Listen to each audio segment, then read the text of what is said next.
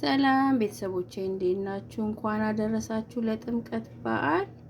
በሀገር ውስጥ በውጭ ያላችሁ ቤተሰቦች በሙሉ እንኳን አደረሳችሁ እያልን ይኸው ለጥምቀት በዓል ይሄን የመሰለ ቆንጆ የሆነ ዶሮ ወጥ ሰርተን እየተመገብን ነው። ለእናንተም ደግሞ ይኸው አድርሰናል።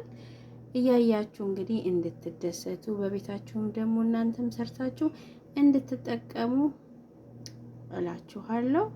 ላይክ፣ ሼር እና ሰብስክራይብ ማድረጋችሁን እንዳትረሱ። ደግሜ ላለው የክርስቲያን ቤተሰቦች በሙሉ እንኳን አደረሳችሁ ላለሁኝ። ላይክ፣ ሼር፣ ሰብስክራይብ እያደረጋችሁ ቤተሰቡን ተቀላቀሉ። በጣም ቆንጆ ቆንጆ ቪዲዮዎችን እለቃለሁ። የደውል ምልክቷንም ደግሞ ተጫኑ።